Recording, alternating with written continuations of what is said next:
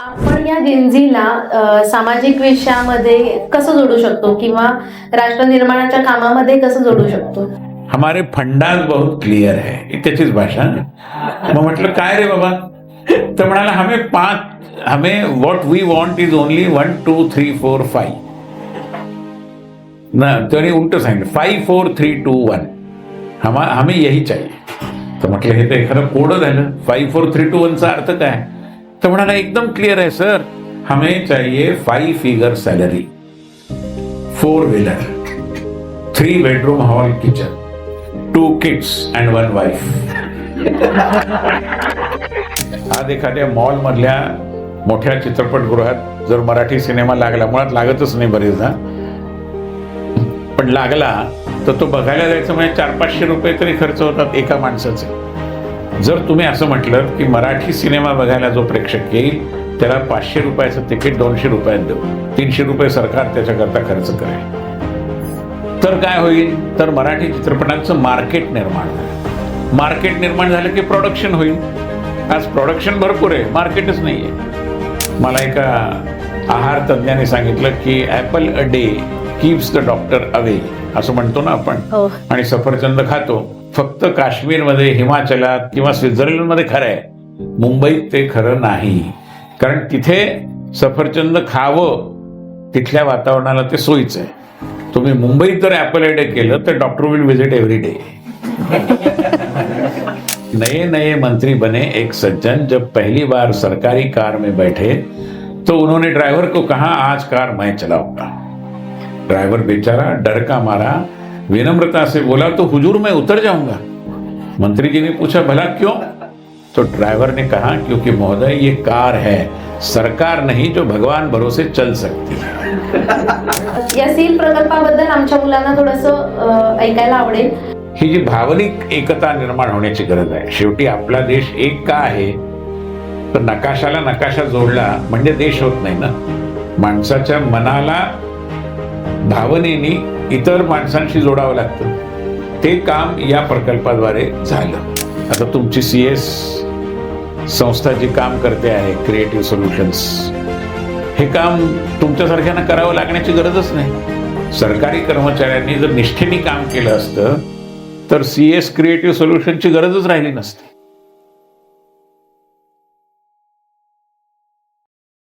आजचा आपला हा 13वा अध्याय आहे. तर त्याप्रमाणे आपल्याला आजच्या दिवशी लाभलेले मान्यवर आहेत डॉक्टर विनय सहस्रबुद्धे सर. यांचा थोडक्यात परिचय करायचा झाला, काही गरज नाही, ते लोक गुगल करून बघतात सगळं. तर राष्ट्रीय स्वयंसेवक आणि अखिल भारतीय विद्यार्थी परिषद अशा संस्थांनी आपल्या भारत देशाला अनेक रत्ने दिली आहेत. त्यापैकी एक रत्न म्हणजे आपल्या भारत देशाचे पंतप्रधान श्री नरेंद्र मोदी. आणि याच रत्नमालेमध्ये ज्यांचे नाव सन्मानाने घेतले जाते असे आपले सहस्रबुद्धे सर. डॉक्टर विनय सहस्रबुद्धे हे मनाने राष्ट्रवादी समाज कार्यकर्ते, विचाराने राजकीय शास्त्राचे संशोधक विद्यार्थी, व्यवसायाने लोकशाहीचे प्रशिक्षक आणि कर्तृत्वाने संसदीय लोकप्रतिनिधी आहेत. ते इंग्रजी साहित्य विषयात पदव्युत्तर असून राजकीय शास्त्र विषयातील PhD पदवी त्यांनी मुंबई विद्यापीठ येथून प्राप्त केली आहे. जुलै 2016 पासून त्यांनी महाराष्ट्राचे प्रतिनिधित्व करत भारताच्या संसदेच्या वरच्या सभागृहात राज्यसभा खासदार म्हणून प्रभावी कामगिरी बजावली आहे. सध्या ते Indian council for cultural relations या भारताच्या सॉफ्ट पॉवरच्या जागतिक स्तरावर प्रसार करणाऱ्या अग्रगण्य संस्थेचे अध्यक्ष म्हणून कार्यरत आहेत. तसेच त्यांनी संसदेच्या मानव संसाधन विकास विषयक स्थायी समितीचे अध्यक्ष म्हणूनही महत्वपूर्ण जबाबदारी पार पाडली आहे. डॉक्टर सहस्रबुद्धे सध्या रामभाऊ माळगी प्रमोदनी या अद्वितीय संशोधन व प्रशिक्षण संस्थेचे उपाध्यक्ष आहेत.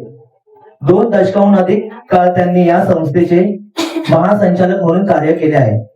याशिवाय ते इंडियन सोशल रिस्पॉन्सिबिलिटी नेटवर्क दिल्लीतील संस्थेचे उपाध्यक्ष म्हणून कार्यरत आहेत.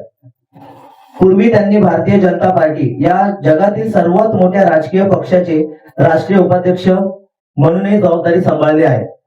खरंच त्यांच्या कार्याचा आणि अनुभवाचा प्रवास अत्यंत प्रेरणादायी आहे. तर मी पुन्हा विनंती करेल की आपण पुन्हा एकदा टाळ्यांच्या गजरात त्यांचे स्वागत करावे. नमस्कार. राजकारणाला वैचारिक अधिष्ठान देणारे, संवादातून समाजाला दिशा देणारे सन्माननीय व्यक्तिमत्व आज आपल्याला CS कट्ट्यावर लाभलेले आहे. CS कट्टा या आपल्या विशेष संवाद मालिकेमध्ये आज आपण अशा एका व्यक्तिमत्वाचं स्वागत करत आहोत ज्यांनी विचार, प्रशिक्षण, संघटन आणि संसदीय कार्य या सर्व क्षेत्रात आपली एक वेगळीच छाप उमटवलेली आहे. नाशिकची माती, पुण्यातील शिक्षण आणि त्यानंतर विद्यार्थी चळवळीमध्ये सुरू झालेला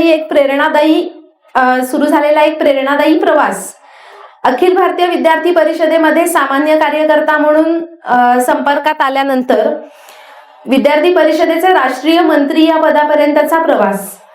रामभाऊ म्हाळगी प्रबोधिनीमध्ये नेतृत्व विकासासाठी 25 वर्षाहून अधिक काळ दिलेली दिशा. राज्यसभेचे सदस्य म्हणून संसदीय योगदान आणि Indian council of cultural relation याच्या अध्यक्षपदावरून भारताच्या सांस्कृतिक कूटनीतीला दिलेली नवी दिशा. अशा बहुआयामी कार्याचा समृद्ध अनुभव असलेले आदरणीय डॉक्टर विनय सहस्त्रबुद्धे सर आज आपल्यामध्ये उपस्थित आहेत. सर, आपलं CS कट्ट्यावर मनापासून स्वागत. खूप खूप धन्यवाद तनुजाजी. आणि CS कट्ट्याशी संबंधित सर्व लोकांना माझा खूप प्रेमपूर्वक नमस्कार.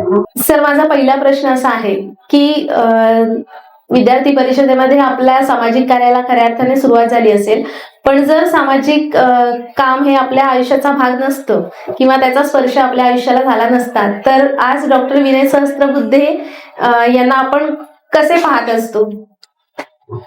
थोडा इंग्रजीत त्याला हायपोथेटिकल म्हणतात, तसा एक काल्पनिक प्रश्न आहे. पण मला असं वाटतं की समजा विद्यार्थी परिषदेच्या संपर्कात मी आलो नसतो तर काही विचित्र गोष्टी घडू शकल्या असते. म्हणजे मला असं वाटतं की विद्यार्थी परिषद हा माझ्यासारख्या बऱ्याच जणांच्या जीवनाला झालेला एक परिसस्पर्श आहे.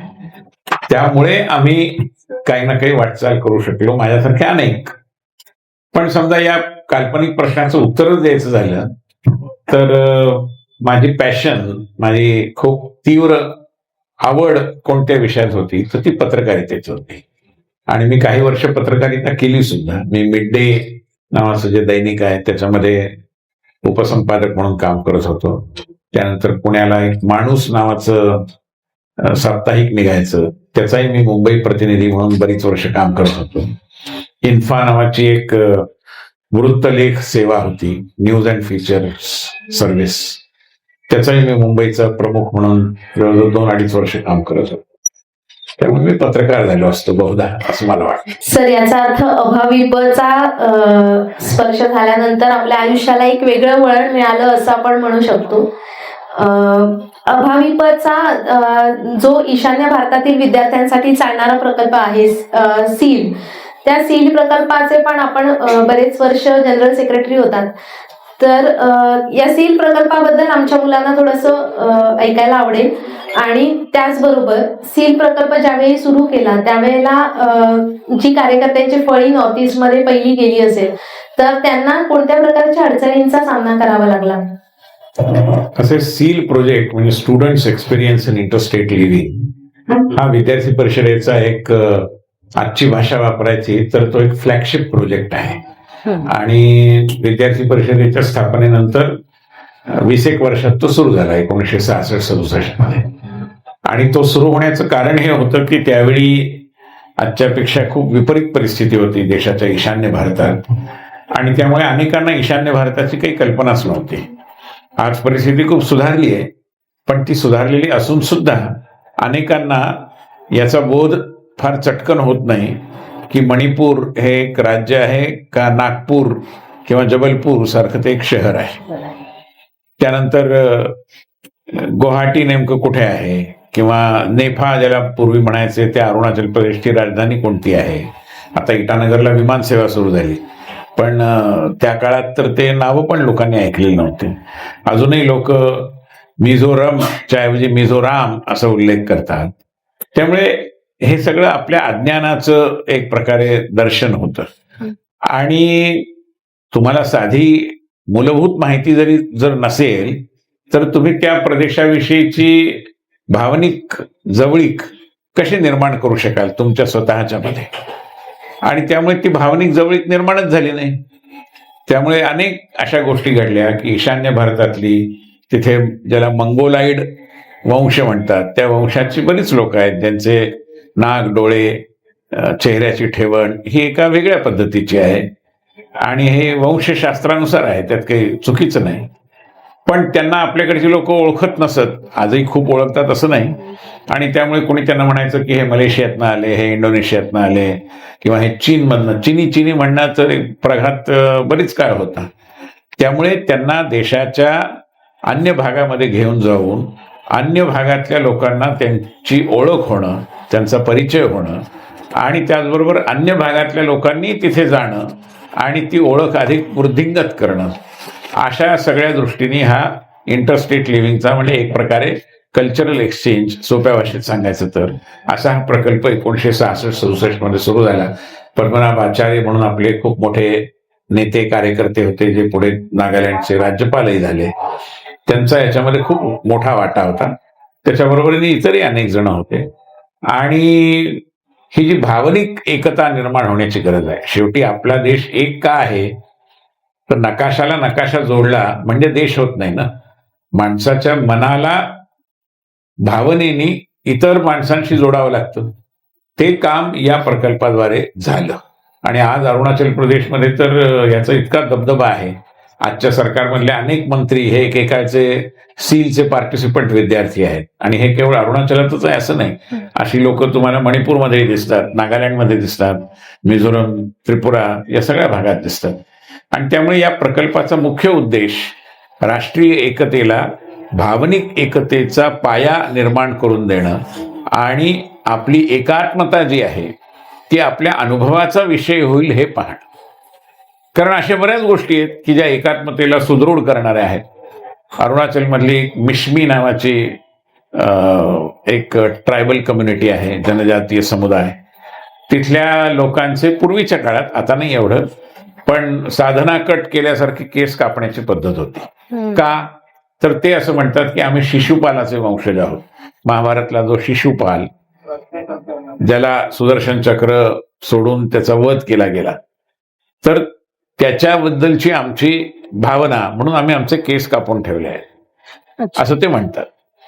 किंवा दिमापूर नावाचं जे गाव आहे नागालँड मधलं, ज्याचं पूर्वीचं नाव हिडिंबापूर होतं असं सांगतात. ही हिडिंबा नावाची जी राक्षसी ही दिमापूरची होती असं म्हणतात. किंवा चित्रांगदा ही मणिपूरची होती. त्यामुळे असे अनेक संदर्भ आहेत. आणि हे संदर्भ लोकांच्या समोर येणं, तिथल्या लोकांचा देशाच्या विकासातला वाटा जो आहे आणि देशाच्या संस्कृतीतलं त्यांचं जे स्थान आहे ते अधोरेखित करणं, ठळक करणं आणि लोकांपुढे मांडणं, हे या सील प्रोजेक्टमुळे शक्य झालं. सर, आता मध्यंतरी पण अशी घटना घडली होती, फेसबुकवर वगैरे त्याचं खूप वातावरण सोशल मीडियामध्ये झालं होतं की नॉर्थ ईस्टच्या एका मुलाला चीनी म्हणून चिडवलं गेलं आणि नंतर त्याची हत्या करण्यात आली. तर मला वाटतं सील हा प्रकल्पामुळे नॉर्थ ईस्टचं जे पूर्वीचं वातावरण होतं आणि आत्ताचं वातावरण यामध्ये फरक पडला आहे असं आपल्याला वाटतं का? निश्चितपणाने. मी त्यावेळी सील प्रोजेक्ट मधनं मला जो अनुभव मिळाला आणि मला असं वाटलं की हे सगळं लोकांना सांगायला पाहिजे, म्हणून मराठीतलं देशाच्या ईशान्य भारतावरचं पहिलं पुस्तक असं ज्याचं वर्णन लोकांनी केलं ते मी लिहिलं होतं. त्याचं नाव होतं एकाकी पूर्वांचल. तर हा जो एकाकीपणा आहे की ते एकटं पडलंय असं कोपऱ्यामध्ये, नॉर्थ ईस्ट नावाचं जे आहे ते, तर ते दूर होण्यामध्ये, त्याचा जो एकाकीपणा आहे तो संपवण्यामध्ये, आणि भारताची कल्पना, भारत मातेची संकल्पना आपण ज्यावेळी करू त्यावेळी हाही प्रदेश आपल्याच देशाचा भाग आहे हे मनावर बिंबवण्यामध्ये या प्रकल्पाचा खूप मोठा वाटा आहे. आणि त्यामुळे आता तर दळणवळणाची साधने खूप निघाली. आता मिझोरमची राजधानी आयझॉल, तिथे बसून तुम्ही राजधानी एक्सप्रेसने दिल्लीला येऊ शकता. आता विमानं जवळजवळ एकही असं राजधानीचं क्षेत्र नाही तिथे विमानतळ नाही. त्रिपुरामध्ये आहे, शिलाँगला आहे, आयझॉलला आहे, मणिपूरला आहे, म्हणजे मणिपूरची राजधानी असलेल्या शहरांमध्ये, इम्फाळ सारख्या शहरामध्ये आहे, कोहिमामध्ये आहे. त्यामुळे आता खूप लोक जोडली जात आहेत हळूहळू. पण त्याचा सूत्रपात मला असं वाटतं की सील प्रोजेक्ट. नक्कीच सर. आता आपल्या या उत्तरातून अनेक जणांना ईशान्य भारताबद्दल कन्सेप्ट क्लिअर झाल्या असतील. आणि जाण्याची उत्सुकता निर्माण झाली असेल Yes, असं मी नक्की, गृहीत नक्की, धरतो. आपले पंतप्रधान नेहमी सांगतात की परदेशात तुम्ही पर्यटनाला जा, पण आधी देशाचं देशाचं पर्यटन करा. पर्यटन. तर मी सगळ्या तरुण मंडळींना सुचवीन की एकदा तुम्ही अरुणाचलला जाऊन या, एकदा नागालँडला जाऊन या, एकदा मणिपूरला जाऊन या. तुम्हाला खूप आवडेल तो प्रदेश. बिझनेस डेव्हलपमेंटसाठी स्कोप आहे तुम्हाला. सर, आपल्या आयुष्यातला फार मोठा कालावधी आपण रामभाऊ म्हाळगी प्रबोधिनीच्या सुस्थापनेपासून ते विस्तारापर्यंत दिलेला आहे. तर एकदा रामभाऊ म्हाळगी प्रबोधिनी नेमकं काय काम करते याबद्दल थोडे स्पष्टीकरण आमच्या सगळ्या आरोग्य सेवकांसाठी. असं की रामभाऊ म्हाळगी प्रबोधिनी ही देशातली एक अतिशय युनिक असं ज्याला म्हणतात अशी एकमेव द्वितीय संस्था आहे. म्हणजे तशासारखी संस्था दुर्दैवाने देशात नाही. प्रबोधिनी करते काय, तर प्रबोधिनी लोकशाही रचनेतली एक फार मोठी उणीव दूर करण्याचा प्रयत्न करते. लोकशाहीतली उणीव काय आहे की आपण लोकप्रिय माणसाला निवडून देतो, पण लोकप्रिय माणूस सक्षम असेलच याची काहीच गॅरंटी नाही ना. ज्याला आपण नगरसेवक म्हणून निवडून देतो त्याला नगरसेवक पदाचं काम करता येईल, त्यासाठी आवश्यक ती कौशल्य, प्रतिभा, सामर्थ्य त्याच्याकडे असेल असं नाही. हीच गोष्ट आमदार खासदारांबद्दल आहे, सगळ्याच लोकप्रतिनिधींबद्दल आहे. कारण निर्वाचन म्हणजे निवडून येणं याच्यामध्ये तुमची लोकप्रियता सिद्ध होते, पण तुमची काम करण्याची क्षमता ही सिद्धच होत नाही. आणि मग लक्षात येतं की अरे या निवडून तर दिलं, पण हा काही तेवढ्या क्षमतेचाच नाहीये. ही गोष्ट त्यावेळी पंडित दीनदयाळ उपाध्याय यांच्या लक्षात आली होती आणि त्यांनी या संकल्पनेचं सुतोवाच केलं होतं, जे पुढे रामभाऊ म्हाळगींनी एक निश्चयाच्या स्वरूपामध्ये मांडलं होतं की मी अशी संस्था उभी करीन. रामभाऊ म्हाळगी हे आपल्या देशातले एक फार आदर्श लोकप्रतिनिधी होते आणि खासदार होते, त्याच्या आधी बरेच काळ आमदारही होते. पण दुर्दैवाने त्यांच्या कारकिर्दीत ते झालं नाही. ते कॅन्सरमुळे खूप लवकर आपल्यातून निघून गेले आणि म्हणून त्यांच्या स्मृत्यर्थ काही करण्याची रचना ज्यांच्या मनामध्ये होती अशा लोकांनी एकत्र येऊन रामभाऊ म्हाळगींच्याच नावाने या प्रबोधिनीची स्थापना केली.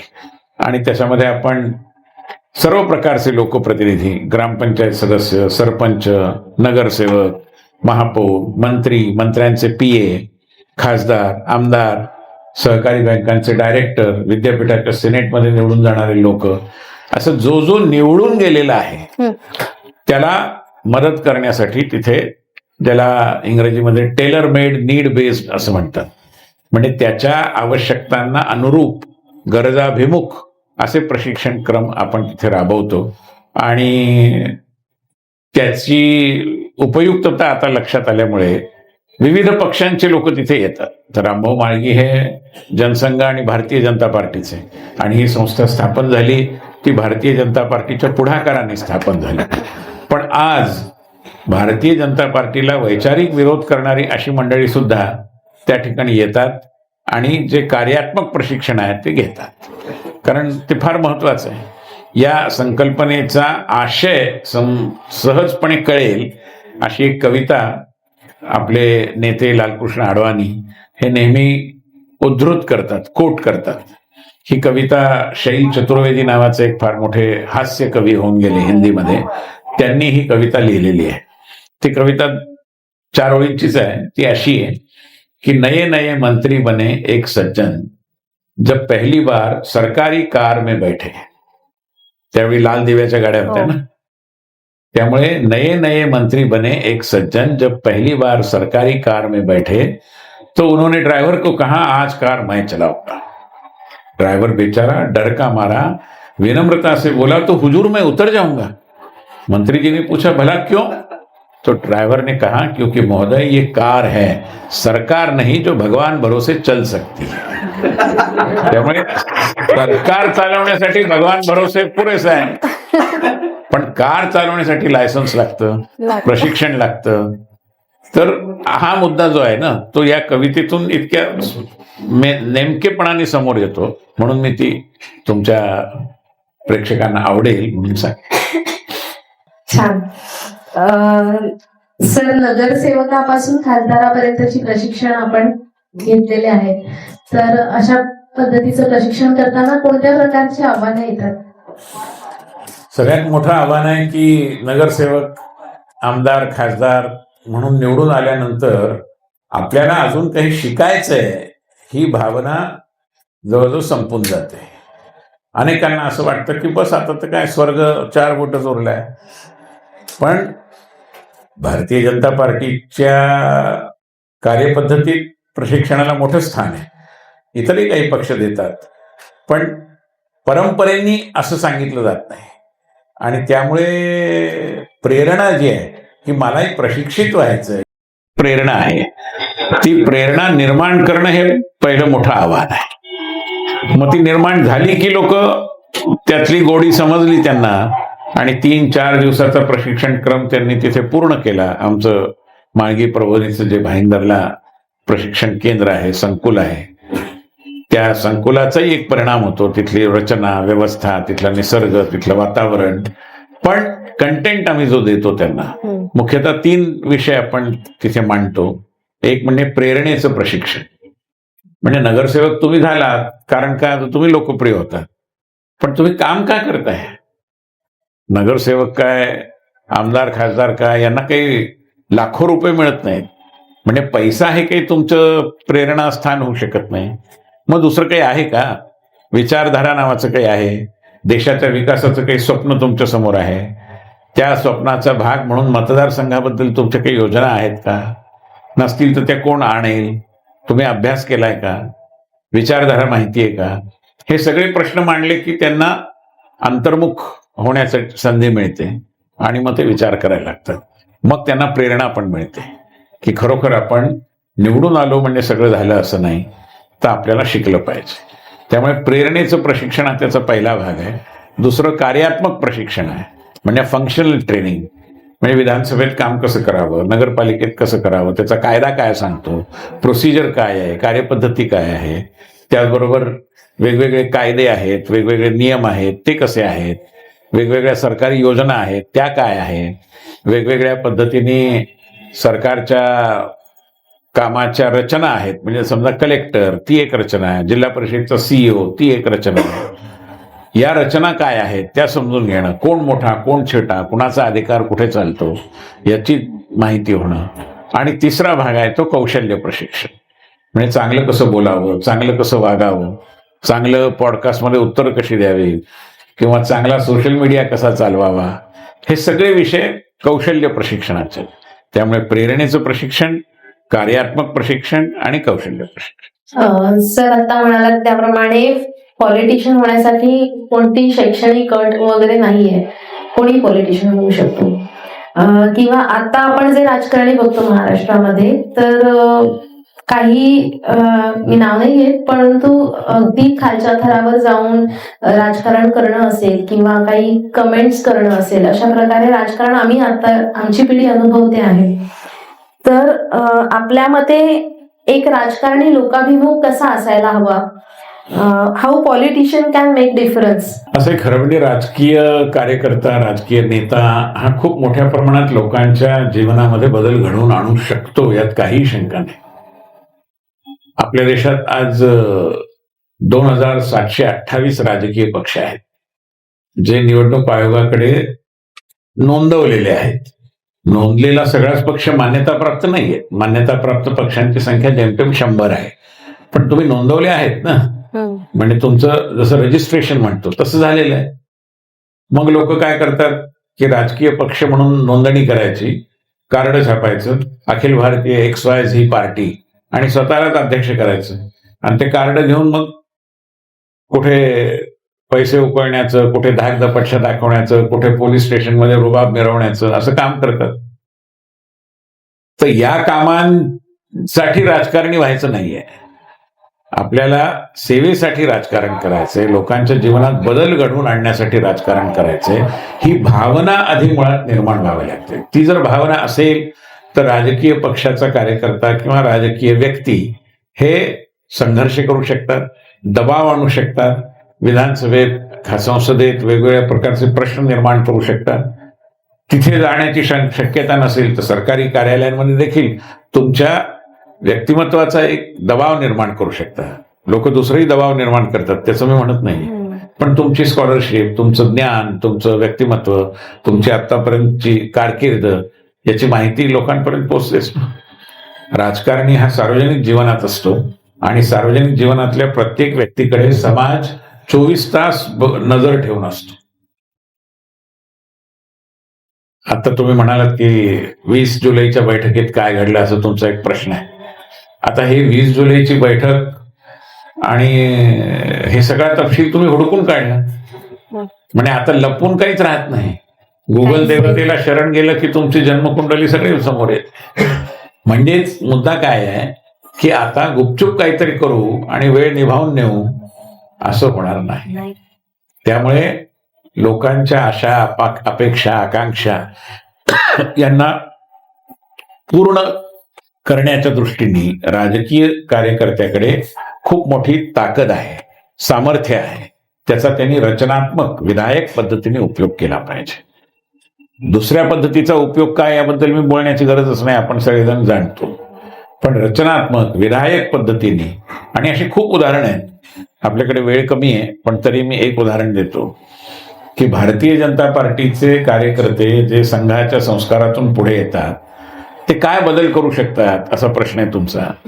तुमचा प्रश्न व्यापक आहे पण मी त्याचं भाजपशी नातं जोडून उत्तर देतो. तर आमचे एक पुढे संसद सदस्य झालेले बडोद्याचे नगरसेवक आणि नंतर महापौरही होते तिथे, बाळूभाई शुक्ला. ते ज्यावेळी महापौर होते त्यावेळी त्यांच्या मतदारसंघात एक खूप विचित्र प्रॉब्लेम निर्माण झाला. प्रॉब्लेम काय निर्माण झाला की बडोद्याच्या त्यांच्या मतदारसंघामध्ये त्यांच्या वस्तीमधल्या लोकांचे जी घरं होती त्या घरांच्या खालून जाणारा जो सिवेजचा मोठा पाईप होता, मैला वाहून नेणारा, त्या पाईपमध्ये काहीतरी समस्या निर्माण झाली आणि त्यामुळे हा मैला, सीवर ज्याला म्हणतात इंग्रजीत, हा ते जे सेप्टिक टँक असतात त्या टँकवरती खालून एवढा दबाव निर्माण झाला की ती झाकणं उडाली आणि ते जे मैल्याचं पाणी होतं गलिच्छ, दुर्गंधीयुक्त, ते सगळीकडे पसरलं आणि जवळजवळ 1 चौरस किलोमीटर प्रदेशामध्ये या प्रकारचं वातावरण निर्माण झालं. म्हणजे लोकांना जगणं अशक्य झालं. आता ह्याला उपाय काय? तर मग महापालिकेत धावपळ झाली की अरे ते सीवरचा पाईप दुरुस्त करायला पाहिजे. आता पाईप दुरुस्त करायचं तर एक मशीन आहे, ते जर्मनीहून आणलेलं होतं आणि ते मशीन आत घालून करायचं. ते मशीन झालं नादुरुस्त. मग काय करायचं तर जर्मनीहून तंत्रज्ञ बोलवायचे. तर त्या कंपनीने सांगितलं की 4 दिवस तरी लागतील, आमचं कोणी तंत्रज्ञ रिकामाच नाही. मग काय करायचं? उपाय एकच होता की त्या पाईपात जायचं आणि जे काही कळ फिरवायची होती ती फिरवून ते दुरुस्त करायचं. पण सर्वोच्च न्यायालयाचा एक निर्णय आहे की या सीवर पाईपमध्ये कोणती महापालिका कर्मचाऱ्याला पाठवू शकत नाही, सफाई कामगाराला. कारण आजही म्हणजे हा निर्णय येऊन सुद्धा अनेक ठिकाणी सफाई कामगार आपलेच समाज बांधव आहेत, ते दुर्दैवाने कंपल्सरीली त्या उतरतात आणि अनेकांना विषारी वायूंमुळे गुदमरून मृत्यूला सामोरं जावं लागतं. तर हे जे आमचे बाळूभाई शुक्ला होते त्यांना महापालिका अधिकाऱ्यांनी सांगितलं की आपण कर्मचाऱ्यांना तर पाठवू शकत नाही, आता कर्मचारी येऊ शकत नाही, मशीन दुरुस्त व्हायला 4 दिवस लागतील, हे लोक सहन कसं करतील? सीवर सगळीकडे पसरलेला आहे, 1 चौरस किलोमीटर एरिया. मग बाळूभाई म्हणाले की तो सर्वोच्च न्यायालयाचा निर्णय सरकारी कर्मचाऱ्यांकरता आहे. मी महापौर आहे, मी काही कर्मचारी नाही आहे, मला हा निर्णय लागू होत नाही. आणि मी इंजिनियर आहे, त्यामुळे आतमध्ये जाऊन कशा पद्धतीने मेकॅनिकल गोष्टी आहेत त्याची मला माहिती आहे. मी आणखी अभ्यास करतो आणि मध्यरात्री 12:30 वाजता सगळेजण झोपल्यानंतर मी आत जातो. लोकांनी त्यांना परावृत्त करण्याचा प्रयत्न केला पण त्यांचा निर्धार होता. मग ते ऑक्सिजन वगैरेची सगळी रचना त्यांनी केली. त्यासाठी एक वेगळा वेश असतो तो घातला रबराचा आणि बायकोलाही सांगितलं नाही त्यांनी. आणि 12:30 वाजता कोणाही मीडियाला त्याची भनक लागू न देता बाळूभाई शुक्ला त्या सेप्टिक टँकच्या पाईपामध्ये, जो पाईप जवळजवळ 2-3 पुरुष उंचीचा पाईप असेल, त्या पाईपात घुसले. जी कोणती नादुरुस्ती झाली होती, बिघाड झाला होता, तो बिघाड दुरुस्त केला. अवघे 4 मिनिटं त्यांना त्याच्यात राहावं लागलं, पण 4 मिनिटं त्याच्यात राहून ते दुरुस्त करून ते बाहेर आले. दुसऱ्या दिवशी मीडियाला कळलं आणि मग त्याची हेडलाईन बातमी झाली. आता ही प्रेरणा बाळूभाई शुक्लांमध्ये कुठून आली? तर समाजासाठी मी काहीतरी देणं लागतो, मी राजकीय मंडळ झालो याचा अर्थ रुबाब मिरवण्याकरता, मोठमोठ्या लाखो रुपयांच्या गाड्यांमधून टेचामध्ये उतरण्याकरता, पोलीस स्टेशनमध्ये जाऊन 2 जणांना बाहेर काढण्याकरता वा 4 जणांना आत टाकण्याकरता मी राजकारणी झालेलो नाही. व्यापाऱ्यांकडून पैसे उकळण्याकरता, समाजातल्या दुर्बल घटकांची मतपेढी तयार करण्याकरता मी झालेलो नाही. याची जाणीव लख्खपणे त्यांच्या मनात होती, म्हणून ते हे करू शकतात. नक्कीच सर, लोकप्रतिनिधींची अशीही बाजू बघायला मिळू शकते हे आम्हाला नव्याने कळलं. गुड गव्हर्नन्स हा विषय आपल्या अनेक भाषणातून असेल किंवा लिखाणातून आम्ही पाहिला आहे. तर गुड गव्हर्नन्सच्या दृष्टिकोनातून पाहिलं तर भारतात अजून कोणत्या क्षेत्रामध्ये बदल व्हायला हवेत असं आपल्याला वाटतं? असे क्षेत्र कुठलंही असो, सगळीकडे एका गोष्टीची जी चणचण आहे विलक्षण, ती म्हणजे काम करण्याची प्रेरणा. गुड गव्हर्नन्स होत नाही याचं कारण सरकारी कर्मचाऱ्यांना प्रेरणाच नाहीये. म्हणून पंतप्रधानांनी ते गुजरातमध्ये असतानाच एक योजना केली होती प्रशिक्षणाची, आताही ती राबवली जाते. त्याकरता कपॅसिटी बिल्डिंग कमिशन स्थापन झालं आहे आणि त्यांचं म्हणणं हेच आहे की तुम्ही स्वतःला कर्मचारी मानू नका, कर्मयोगी माना. म्हणजे तुम्ही तुमच्या नजरेमध्ये स्वतःचा दर्जा उंचावाल आणि मग तुमच्या कामामध्ये थोडी गुणवत्ता, थोडं पवित्र भाव, सेवेची दृष्टी, हे सगळं येऊ शकेल. आणि त्यामुळे त्यांनी या पद्धतीची मांडणी केली. आणि आज मला असं वाटतं की गुड गव्हर्नन्ससाठी सगळ्यात मोठी आवश्यकता सरकारी कर्मचारी म्हणजे IAS IPS अधिकारी सुद्धा त्यातच आले, कारण तिथेही प्रेरणेचा अभाव आहे. कशासाठी आपण IAS झालो, कशासाठी IPS झालो? लठ्ठ पगार घेण्याकरता, सुरक्षा मिळावी एवढ्याकरता, पांढऱ्या गाडीतून टेचात उतरता यावं म्हणून, बंगल्यात राहता यावं म्हणून? या तर कमी महत्वाच्या गोष्टी, क्षुल्लक गोष्टी आहेत. पण याचं भान निर्माण करून द्यावं लागतं. ते निर्माण झालं की लोक सुशासनाच्या दिशेने विचार करतात. मग प्रोडक्टिव्हिटी, रिझल्ट ओरिएंटेशन हे विषय त्यांच्या विचाराच्या कक्षेमध्ये येतात. आता तुमची CS संस्था जी काम करते आहे, क्रिएटिव्ह सोल्युशन्स, हे काम तुमच्यासारख्यांना करावं लागण्याची गरजच नाही. सरकारी कर्मचाऱ्यांनी जर निष्ठेने काम केलं असतं तर CS क्रिएटिव्ह सोल्युशनची गरजच राहिली नसती. पण तुमची गरज वाटतेय, बाकी कारणं असतील, कर्मचाऱ्यांची संख्या कमी असेल, इतरही गोष्टी असतील. मी एकदम सगळा दोष कर्मचाऱ्यांचा आहे असं म्हणणार नाही. पण जी संवेदनशीलता, जी कर्तव्यबुद्धी, प्रधानमंत्र्यांनी राजपथाचं नाव बदलून कर्तव्यपथ केलं, ते कशासाठी केलं? तर याची जाणीव व्हावी म्हणून त्यांच्या कार्यालयाला नाव दिलंय सेवा तीर्थ. कशासाठी? ऐकायला बरं वाटतं म्हणून? तसं नाहीये. त्याची जाणीव राहावी म्हणून की मी सरकारी कर्मचारी असलो तरी मी सेवेसाठी आहे, फक्त लठ्ठ पगार घेण्याकरता आणि गाडीतून मिरवण्याकरता आणि रुबाबामध्ये वावरण्याकरता झालेलो नाही. त्यामुळे गुड गव्हर्नन्सचा केंद्रबिंदू सरकारी कर्मचाऱ्याच्या कामाकडे बघण्याच्या दृष्टिकोनामध्ये आहे.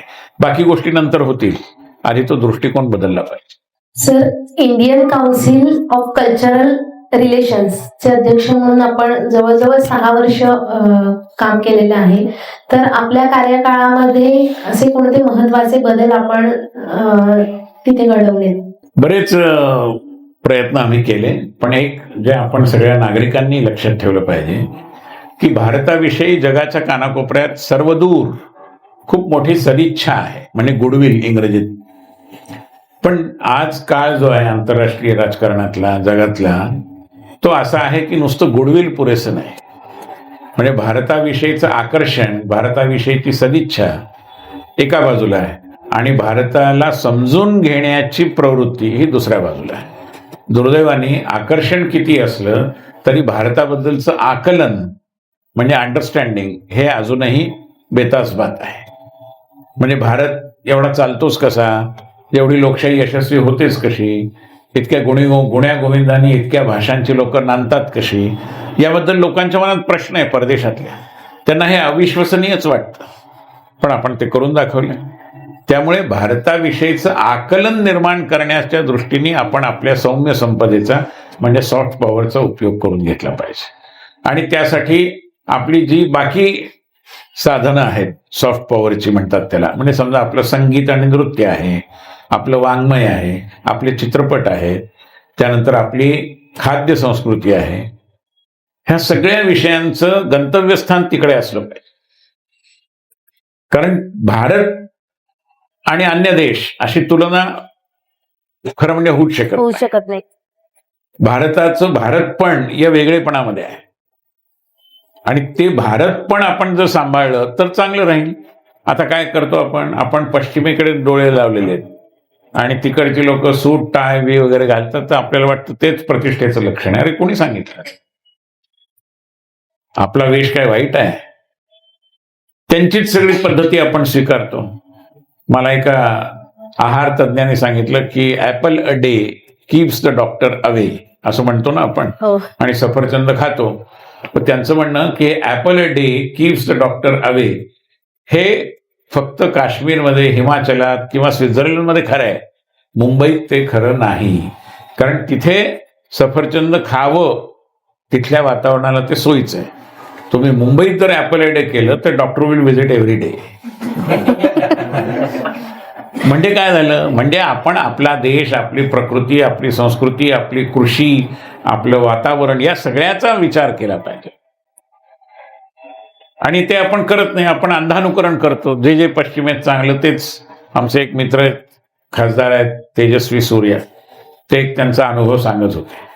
ते एका ग्रामीण भागात गेले आणि दुपारचं टळटळीत ऊन, ऑगस्ट महिन्यामधलं, पाऊस झालेला नाही, दुष्काळ, पण एका शेतकऱ्याच्या घरात पाणी प्यायला म्हणून ते घुसले. तर तो वृद्ध शेतकरी त्याच्या नातवाबरोबर काहीतरी वाद घालत होता. तर काहीतरी बोलायचं म्हणून या खासदारांनी सहज विचारलं की अरे एवढा गोड नातू आहे तुमचा, आत्ता शाळेतून आला, आजोबा तुम्ही त्याला का रागावताय, का चिडता त्याच्यावर? तर आजोबा म्हणले तुम्हाला काय सांगू कर्माची कहाणी, हा रोज येतो शाळेतून असा 12-12:30 वाजता, माझ्याबरोबर जेवतो, पण आला रे आला, ऑगस्ट महिना चालला, एक टिपूस पडलेलं नाही, दुष्काळी परिस्थिती आहे, पण रोज आल्यावर हा मला कविता ऐकवतो, rain rain go away, rain rain go away. आता इंग्रजीशी भांडण नाहीये, पण भारतीय कंटेंट ज्याला म्हणतो ना आपण, भारतीय आशय असलेल्या कविता पण आपण शिकू शकतो ना. रवींद्रनाथ टागोरांची कविता आहे, सुब्रमण्यम भारतींची कविता, हे शिका. रेन रेन गो अवे कशाला पाहिजे? महाराष्ट्राची सांस्कृतिक धोरण अंमलबजावणी समितीमध्ये सुद्धा आपण काम केलेलं आहे. तर या समितीचं नेमकं काय काम असतं हे आम्हाला ऐकायला आवडेल. असं आहे की महाराष्ट्रात प्रथमच अशी धोरण अंमलबजावणी समिती स्थापन झाली आहे.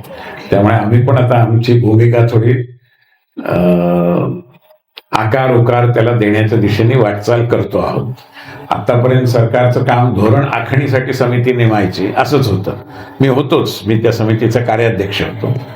पण मग काम चांगलं झाल्यामुळे, अहवाल उत्तम आल्यामुळे त्यावेळेच्या सरकारने निर्णय केला की आता अंमलबजावणी करता एक समिती करू आणि ते काम यांनाच देऊ, म्हणून मला त्याही समितीचा अध्यक्ष केलेला आहे. पण त्याच्यातही पुन्हा हाच मुद्दा आहे की सांस्कृतिक धोरण आणि ते धोरण ठरवताना वेगवेगळ्या मुद्द्यांना केलेला स्पर्श जो आहे तो महाराष्ट्राची ओळख, महाराष्ट्राची कला संस्कृती, महाराष्ट्राचं ऐतिहासिक वास्तूंचं वैभव, ज्याच्यामध्ये आपले किल्ले पण आले आणि बाकी सगळ्या रचना आल्या, याची सुरक्षितता ही केवळ सरकारवर ढकलून चालणार नाही. आपण छत्रपती शिवाजी महाराजांचं नाव घेतो, तुमच्या संस्थेचं नाव आहे छत्रपती शिवाजी महाराज, पण शिवनेरीच्या किल्ल्यावर जा तुम्ही किंवा आणखी कुठल्या किल्ल्यांवर जा, तिथे लोक खडूनी लिहितात अमुक लवच तमुक. हा काय प्रकार आहे? पण बेजबाबदारपणा आहे. पिकनिकला जाण्याच्या मूडमध्ये आपण रायगडावर, शिवनेरीवर, सिंहगडावर असलं काहीतरी विचित्र करतो. त्या जागेचं पावित्र्य तुम्ही आम्ही सांभाळलं नाही तर कोण सांभाळणार? मग तो भाव निर्माण करणं हे सांस्कृतिक धोरणातनं झालं पाहिजे. म्हणून आम्ही शिफारसी केल्या आहेत की काय झालंय की जसं शिवनेरीचा किल्ला आहे, आता आत्ताची जी पिढी आहे त्या पिढीला म्हणजे जुन्नर भागातले, हे जुन्नरचा आहे किल्ला हा, त्यांना त्या किल्ल्याची महती नव्या पिढीला कळली नाही तर त्यांच्या दृष्टीने ते नुसतं स्ट्रक्चर राहील.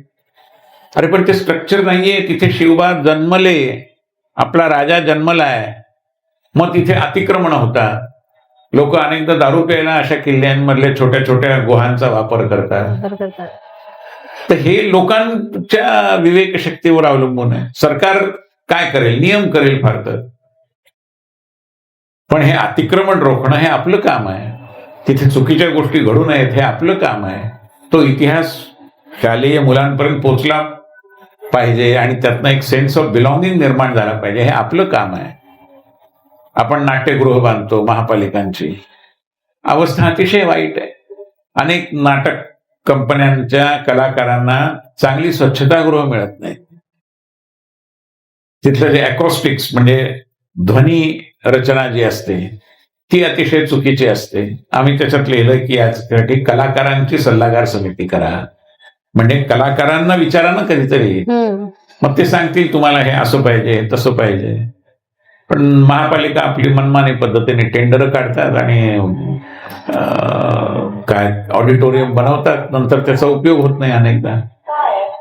किंवा आमचं एक त्याच्यातलं म्हणणं आहे की तुम्ही आता काय की महाराष्ट्र सरकार नाटकं आणि चित्रपट निर्माती किंवा निर्मात्या संस्थांना अनुदान देतं, तर ठीकच आहे.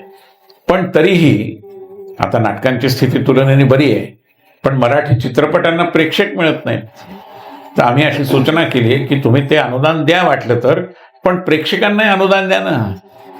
आज एखाद्या मॉलमधल्या मोठ्या चित्रपटगृहात जर मराठी सिनेमा लागला, मुळात लागतच नाही बरेचदा, पण लागला तर तो बघायला जायचं म्हणजे 400-500 रुपये तरी खर्च होतात एका माणसाचे. जर तुम्ही असं म्हटलं की मराठी सिनेमा बघायला जो प्रेक्षक येईल त्याला 500 रुपयाचं तिकीट 200 रुपयात देऊ, 300 रुपये सरकार त्याच्याकरता खर्च करेल, तर काय होईल, तर मराठी चित्रपटांचं मार्केट निर्माण होईल. मार्केट निर्माण झालं की प्रोडक्शन होईल. आज प्रोडक्शन भरपूर आहे, मार्केटच नाहीये. अशा काही विसंगती आहेत, त्याच्यावर आम्ही प्रकाश टाकला आहे आणि आता आमची प्रयत्नांची शिकस्त आहे की हे धोरण संबंधित विभागांकडून अंमलबजावणीच्या पातळीवर जा. मोठा विषय आहे, पण बघूया. नक्कीच सर, तुम्हाला शुभेच्छा त्यासाठी. सर, आपण राज्यसभेचे सदस्य राहिलेला आहात, अनेक राज्यांमध्ये प्रभारी म्हणून सुद्धा काम पाहिलेलं आहे. तर माझा पुढचा प्रश्न असा आहे की या सर्व जबाबदाऱ्या सांभाळत असतानाच्या प्रवासामध्ये एखादा संस्मरणीय प्रसंग किंवा अनुभव, एखादा शिकवण देणारा अनुभव लक्षात राहिलेला असा शेअर करू शकता का? बरेच अनुभव आहेत खरं म्हणजे, पण मी एवढंच सांगेन की म्हणजे असे अनुभव आठवून सांगायला कदाचित थोडा वेळ लागेल. पण एक नक्की आहे की तुम्ही जर, मी ज्या विद्यार्थी परिषदेत वाढलो तिथे यशवंतराव केळकर आमचे सगळ्यांचे गुरु होते, तर ते आम्हाला एक मंत्र दिला होता, म्हणजे जो सगळ्यांनी घेण्याजोगा आहे, की प्रत्येक काम ही एक कलाकृती आहे अशा पद्धतीने करा. कलाकृती म्हणजे काय की ते आखीव रेखीव पाहिजे. मूर्ती घडवतोय तर मूर्तीचं सौष्ठव समोर आलं पाहिजे. कसं तरी काहीतरी केलं असं ते करता कामा नये, हा त्याचा मुद्दा होता. निष्ठेने करा. तर संसदेत काय, सार्वजनिक जीवनात काय, अन्यत्र काय, आपण त्या कामाबद्दलची निष्ठा जर शाबूत राखून काम करू शकलो तर मला असं वाटतं की कुठलंही काम हे यशस्वी होऊ शकतं, त्याचा प्रभाव निर्माण होऊ शकतो आणि त्यातनं मिळणारे जे अनुभव विश्व आहे ते तुम्हाला खूप चांगल्या पद्धतीने पुन्हा पुढे जाण्याची प्रेरणा देऊ शकते. ते फार महत्वाचं. मी एक उदाहरण सांगतो. मी संसदीय स्थायी समितीचा अध्यक्ष होतो आणि आम्ही पाठ्यपुस्तक सुधार या विषयावर एक चर्चा घडवून आणली. कोणताही विषय आम्ही घेऊ शकतो. आम्ही त्यावेळी विषय घेतला की केंद्र सरकारच्या NCERTची जी पाठ्यपुस्तकं आहेत त्याच्यात सुधारणा झाल्या पाहिजेत. मग त्याचा तपशीलवार आम्ही सगळा विचार केला आणि अशा समितीपुढे आपल्या प्रेक्षकांनाही माहिती नसेल की कोणाही नागरिकाला जाऊन साक्ष देण्याची सोय आहे. आपण फक्त त्यांचा दरवाजा ठोठावला पाहिजे. त्याची एक पद्धत आहे. तर आमच्याकडे 7वीतल्या एका मुलाचं पत्र आलं, गुडगावच्या शाळेत जाणारा मराठी विद्यार्थी, की त्यांनी असं म्हटलं की मला समितीसमोर साक्ष द्यायची. आता 7वी 8वीतल्या मुलाला कधी बोलवत नाहीत, पण त्याच्या पत्रात खूप महत्वाचे मुद्दे होते आणि म्हणून आम्ही त्याला समितीसमोर साक्ष द्यायला बोलावलं. तो त्याच्या आईला घेऊन आला होता आणि समितीपुढे त्यांनी असं सांगितलं की मी 7वी किंवा 8वी असेल आणि माझ्या इतिहासाच्या पुस्तकाचं मी पृथक्करण केलेलं आहे.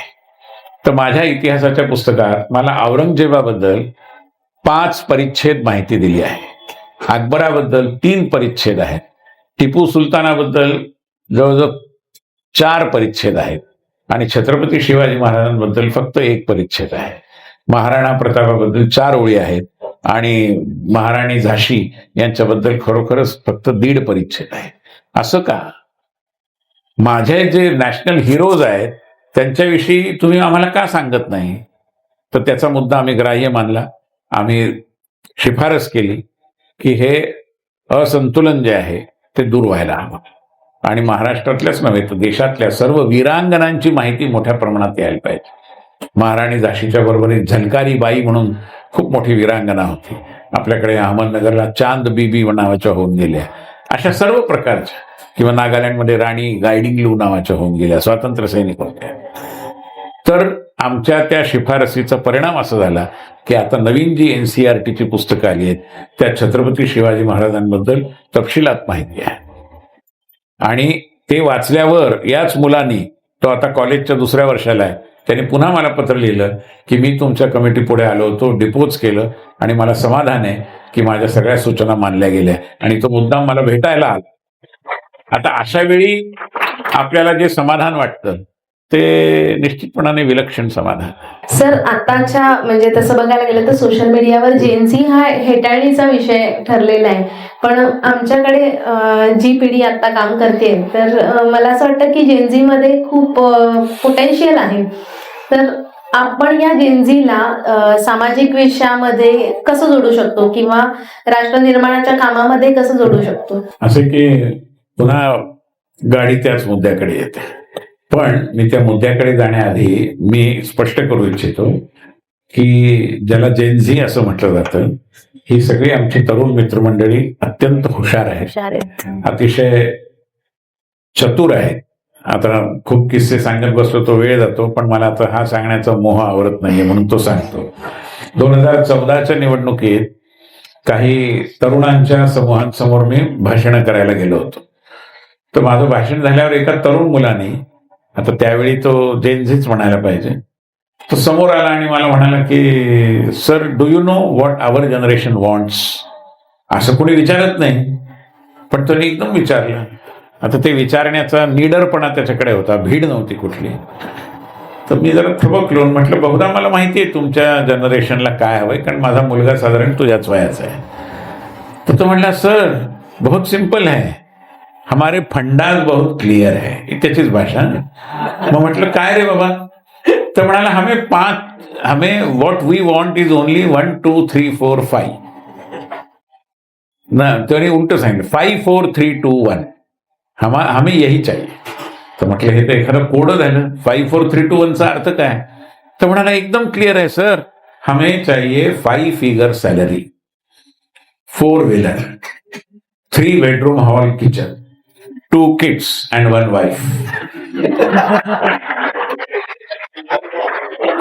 हे मी का उदाहरण दिलं तर इतकी स्पष्टता आहे त्याच्या मनामध्ये. उगाच तो अमुक करू तमुक करू या नादात लागले, मला हे पाहिजे पिरियड. आता ही स्पष्टता मी ज्यावेळी त्याच्या वयाचा होतो त्यावेळी माझ्यात नव्हती. त्यामुळे एक निर्भीडपणा आहे, एक निडरपणा आहे, आर्टिक्युलेशन आहे. आपल्याला काय हवं ते सांगता येण्या इतपत भाषेवरती त्याचं प्रभुत्व आहे. तो संकोच करत नाही. ही जेनझीची खूप चांगली गोष्ट आहे आणि म्हणून जेनझी बद्दल सरधोपटपणे त्यांची टवाळी करणं किंवा त्यांना चेष्टेचा विषय बनवणं हे अतिशय चूक आहे. त्यामुळे आणि जेनझी असं वर्णन केलं पाहिजे असे काही कारण नाही. नवयुवक म्हणून आपण त्यांना. त्यामुळे या नवयुवकांविषयी आपल्या सगळ्यांच्या मनामध्ये एक चांगली भावना असली पाहिजे. पण मी त्याला दुसरंही जोडतो की ज्यामुळे मी म्हटलं की पुन्हा गाडी तिथेच येते, ते म्हणजे या जीवनाचं करायचं काय याचं उत्तर त्यांनी शोधलं पाहिजे. हे त्यांचे आजकाल मम्मी डॅडीच म्हणतात, त्यामुळे ते मम्मी डॅडी सांगतील असं नाही. कारण त्यांना तरी कुठे सापडलं होतं या जीवनाचं करायचं काय याचं उत्तर? त्यांच्या काळामध्ये नव्हतं सापडलं, अनेकांना नव्हतं सापडलं. त्यामुळे तेही उत्तर त्यांनी ही प्रश्नपत्रिका कॉपी न करता सोडवावी लागते. ते त्यांना ठरवावं लागेल की माझ्या जीवनाचं मी करायचं काय. आणि याबद्दल जपानी लोकांनी एक सूत्र शोधून काढलंय ज्याला म्हणतात इकिगाई. तुम्ही नाव ऐकलं असेल कदाचित. इकिगाई म्हणजे काय? म्हणजे माझ्या जीवनामधली माझी पॅशन म्हणजे माझी आवड, माझं मिशन म्हणजे माझी कर्तव्यबुद्धी, माझं प्रोफेशन म्हणजे माझ्यातली कौशल्य, आणि माझं व्होकेशन म्हणजे माझं पैसे मिळवण्याची जागा, हे सगळं एक असलं पाहिजे. आणि आता नवयुवकांसाठी मला असं वाटतं ते करण्याची संधी आली आहे. नाही तसं मला गाणं आवडतं पण मी बँकेत क्लार्क म्हणून लागलो असं म्हणण्याची गरज नाही ना. आता तुम्ही गाण्यावर पैसे मिळवू शकता. किती ऑर्केस्ट्रावाले छोटी छोटी पोरं कुठल्या त्या स्पर्धेत जातात आणि खोऱ्याने पैसे ओढतात. कारण आज सोशल मीडियामुळे तुम्हाला अशी मंच उपलब्ध आहेत, व्यासपीठ उपलब्ध आहेत. साधं रील तयार करण्याचं काम घेतल्या समोरच्या ऐकणाऱ्यांच्या बऱ्याच जणांना ते येतच असेल तर एका रील तयार करण्याचे लोक 400-400 रुपये घेतात. म्हणजे माझ्यासारखे जे अज्ञानी आहेत या विषयामध्ये, तर आमच्या अज्ञानाचा त्यांना लाभ मिळतो आणि ते म्हणतात सर मी करून देतो तुमचं रील. असं आहे. त्यामुळे पैसे तुम्हाला मिळवण्यासाठी आणि मुंबईसारख्या शहरात, भारतासारख्या देशात कोणालाही काही अवघड नाही. प्रेरणा पाहिजे, इच्छाशक्ती पाहिजे, आणि या जीवनाचं करायचं काय याचं आपल्याला योग्य उत्तर मिळालं पाहिजे. वेगवेगळ्या प्रकारचे उत्तर देता येतात. काही जण म्हणतात अरे जिंदगी बहुत छोटी है, एन्जॉय, असंही त्याच्याकडे बघण्याचं. आणि मग एन्जॉय मध्ये सगळ्या गोष्टी येतात जे तुम्ही इमॅजिन करू शकता. दुसरं उत्तर असतं की जिंदगी बहुत छोटी आहे, त्यामुळे याच छोट्या काळामध्ये आपल्याला समाजासाठी जे करता येईल ते आपण केलं पाहिजे. अर्थपूर्ण केली पाहिजे ना जिंदगी. आपण का जगतो? मरता येत नाही म्हणून जगतो असं थोडीच उत्तर असू शकतं. असं उत्तर असणं अशक्य आहे, असू नये. आपण जगतो कारण माझ्या जगण्याला काही उद्देश आहे. माझ्या आईवडिलांनी, आणि नुसतेच आईवडील मोठं करत नाही, समाजही आपल्याला मोठं करतो. तर या समाजाने मला इथवर आणलं याचं कारण माझ्या जीवनाला काही एक उद्देश आहे. मग तो उद्देश ज्ञानसाधनेचा असेल, तो समाजकार्याचा असेल, तो उद्देश विज्ञानात काहीतरी आणखीन करण्याचा, तो स्पोर्ट्समध्ये काही करण्याचा, गिर्यारोहक होण्या, काही असू शकतो. इनोव्हेशन करण्याकडे नेहमी आपला कल राहिलेला आहे. तर महाराष्ट्रातलं पहिलं दिव्यांग लोकांसाठीचं उद्यान आपण उभारलेलं आहे. त्या विषयात एक थोडक्यात आम्हाला ऐकायला आवडेल. असं आहे की मी हे उद्यान मुळात प्रथम बघितलं उज्जैनमध्ये, मध्य प्रदेशात. आणि या दिव्यांग स्नेही उद्यानाची वैशिष्ट्य अशी आहेत की एखादा अंध किंवा एखादा कर्णबधीर किंवा ज्याला बोलता येत नाही असा एखादा, किंवा अपंग सुद्धा, अशा लोकांना त्या उद्यानातला आनंद घेता यावा. म्हणजे ज्याला दिसत नाही त्याला सूर, तिथे वेगवेगळ्या प्रकारची साधनं आहेत की ज्याच्यामध्ये तुम्हाला त्याच्यावर एक एक तुम्ही वाजवत गेलात तर तुम्हाला ते सारे गम पधनिसा ऐकायला येतं, मजा वाटते. किंवा हाताने चाचपून चाचपून तुम्ही हे चित्र राम सीतेचं आहे आणि मग हनुमान खाली आहे हे शोधू शकता. मग त्याची संधी तुम्हाला मिळते. म्हणजे आत्मनिर्भर होतील आमची दिव्यांग मित्रमंडळी, विशेषतः लहान मुलं. या सगळ्यासाठीच्या रचना त्या दिव्यांग स्नेही उद्यानामध्ये आहे, जे आम्ही ठाणे महापालिकेच्या सहकार्याने ठाण्यामध्ये निर्माण केलं. त्यामुळे समाजामध्ये जगण्याचा, आनंद घेण्याचा, जीवन उपभोगण्याचा, जीवन समृद्ध करण्याचा अधिकार प्रत्येकाला आहे. पण त्यासाठीच्या सुविधा आपण निर्माण केल्या पाहिजे. म्हणजे साधी सुविधा असते की रॅम्प तयार करावा जेणेकरून व्हीलचेअर आतमध्ये येऊ शकेल. हे तर आपण करू शकतो. दिव्यांग स्नेही उद्यानात या प्रकाराने निसर्गाचा आणि त्याला ज्या विषयातली कमतरता आहे, दिसण्यातली, ऐकण्यातली किंवा अन्य काही, त्या कमतरता दूर करण्याचा त्या ठिकाणी सगळा उपक्रम केलेला आहे. खूप छान कल्पना आहे सर. आम्ही जेव्हा आपल्याविषयी अभ्यास करत होतो त्यावेळेला आमच्या टीमच्या कुतूहलाचा अजून एक विषय होता की आपलं मराठी, हिंदी, इंग्रजी तिन्ही भाषांवर खूप प्रभुत्व आहे. खरं तर त्याचं दडपण मला सुद्धा होतं आणि या तीनही भाषात आपण पुस्तकं लिहिलेली आहेत. तर अशा प्रकारचं प्रभुत्व मिळवण्यासाठी काही आमच्या मुलांना टीप मिळेल का? ते प्रभुत्व आहे का नाही मला माहिती नाही, पण हा मी जरा बरं बोलतो ही गोष्ट खरी आहे. तर मी एवढंच सुचवेन की खूप वाचलं पाहिजे आणि खूप ऐकलं देखील पाहिजे. बहुश्रुत होणं याचा अर्थ खूप ऐकणं. आता आपण कानामध्ये खुंट्या अडकवून ऐकतो ते ठीक आहे, त्याच्याबद्दल काही अडचण नाही. पण आपण चांगले पॉडकास्ट ऐकले किंवा चांगल्या मुलाखती ऐकल्या तर त्याच्यामधली जी शब्दरचना आहे, त्याच्यामध्ये जे प्रतिशब्द वापरले आहेत, आता मराठीमध्ये अनेक शब्दांना प्रतिशब्दच नव्हते, स्वाभाविक आहे, कारण आपल्याकडे ते तंत्रज्ञानच नव्हतं. मग ते प्रतिशब्द कोणते?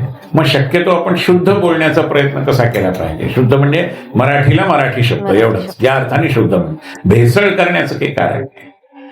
त्यामुळे तसा प्रयत्न जर आपण केला, वर्तमानपत्र रोज वाचत गेलो, आणि आम्ही असं सुचवीन की ती इंटरनेटवर वाचण्यापेक्षा विकत घेऊन वाचावी. इंटरनेटवरही वाचू शकतो आपण, नाही असं नाही, पण इंटरनेटवर त्या स्क्रीनचा टाइम कमी करण्याकडे आपली धडपड आहे. बाकी स्क्रीन टाइमचे हकदार खूप आहेत, रील आहेत, आणखीन सगळे आहेत. मग वृत्तपत्राला त्याच्यात कशाला घालतात? ते तुम्ही विकत घ्या, वाचा, संग्रही राहील. एखादा शब्द आडला तो खूण करा, डिक्शनरी बघा. आता डिक्शनरी तुमच्या सेलफोनवर आहे. त्यामुळे इंग्रजी, हिंदी वर्तमानपत्र वाचणं, मराठी वर्तमानपत्र, त्यातले लेख, अग्रलेख, संपादकीय हे फार बोर होतंय असं न म्हणता, बोर झालं तरीही ते वाचणं, समजून घेणं, यातनंच भाषा सुधारेल. बाकी काय. सर, माझा शेवटचा प्रश्न, आपण आता आमचं आरोग्य विषयातलं काम पाहिलं, इथे सगळे आरोग्यसेवक बसले, त्याचबरोबर आमचे बरेचसे आरोग्यसेवक आपल्याला आता लाईव्ह पाहतायत, तर त्यांना आपण काय सल्ला द्याल? ज्या प्रकारचं तुमचं काम आहे आणि 13 वर्षात तुम्ही जी झेप घेतली आहे ती बघितल्यावर माझ्यासारख्याच्या सल्ल्याची खूप गरज आहे असं मला वाटत नाही. पण तरी मनात आलेला एक विचार मांडायला हरकत नाही. तो म्हणजे तुमचं काम काय आहे याचं वर्णन मी एवढंच करीन की it is professionalism with human touch. म्हणजेच व्यवसाय निष्ठतेला मानवी स्पर्श आहे. या दोन्ही गोष्टींचं महत्व आहे. मानवी स्पर्श पाहिजेच, पण व्यवसाय निष्ठा देखील पाहिजे. त्यामुळे मानवी स्पर्शामध्ये संवेदना, आपली त्याच्यामध्ये भावनिक गुंतवणूक हे पाहिजेच. नुसतं सरकारी काम म्हणून किंवा कंपनी पैसे देतो म्हणून आपण नाही काम करू शकत. स्वतःला त्यात ओतावं लागतं. ते तुम्ही ओतता आहात असं माझं मत आहे. पण याचा अर्थ असं नाही की मी आज त्या एंट्र्या केल्या नाहीत का कारण तो पेशंट आजारी होता, त्याचं बँडेज बांधायला मी धावपळ, असं सांगणार नाही. पेशंटचं बँडेज बांधलं पाहिजे, तसं त्या एंट्रीजही वेळेत केल्या पाहिजे, तरच हे गाडं नीट चालेल. पण एंट्र्या करायच्या म्हणून मी तिकडे दुर्लक्ष करेन किंवा तिकडे लक्ष दिलं म्हणून असं नाही करून चालणार. हे तुम्ही करताच आहात, मी सांगण्याची गरजच नाही. त्यामुळे या प्रकारचे वस्तुपाठ, या प्रकारची नमुनेदार उदाहरणं लोकांसमोर आली पाहिजे. कितीकांना वाटत असेल की हे काम तर व्यावसायिक आहे, म्हणजे फक्त पैसे मिळवण्याचं काम आहे. पण मी माहिती घेतल्यानंतर माझ्या असं लक्षात आलं की हे नुसतं पैसे घेण्याचं काम आहेच, आणि त्यात काही अपराध वाटण्याचं काही कारण नाही. कारण आपण सेवा देतोय आणि सेवेचं मोल आपल्याला सरकारकडून मिळत आहे. पण त्या सेवेचं जे स्वरूप आहे ते देखील शुद्ध स्वरूप आहे. आणि त्यामुळे अशी शुद्ध मनाने केलेली सेवा आणि तितक्याच आग्रहाने व्यवसायाशी दाखवलेली निष्ठा हे हातात हात घालून चालतायत. म्हणून मला असं वाटतं की तुमचं काम यशस्वी आहे. खूप खूप धन्यवाद सर. आपलं हे मार्गदर्शन आणि आपण दिलेला सल्ला आम्ही निश्चितच ध्यानात ठेवू. आजच्या संवादातून आम्हाला केवळ राजकारण नव्हे, विचार, मूल्य आणि लोकाभिमुख नेतृत्व याचा गाभा समजला. आपल्या अनुभवातून हे प्रकर्षाने जाणवलं की राजकारण ही केवळ सत्ता नाही, तर समाज परिवर्तनाची जबाबदारी आहे. सर, आपण आपला मौल्यवान वेळ देऊन आम्हाला मार्गदर्शन केलं त्याबद्दल आपले मनपूर्वक आभार व्यक्त करते आणि पुढच्या सूत्रांसाठी मी पण सगळ्यांचे खूप खूप आभार मानतो. तुम्ही मला बोलावलं, बोलण्याची संधी दिली. I am thankful to you.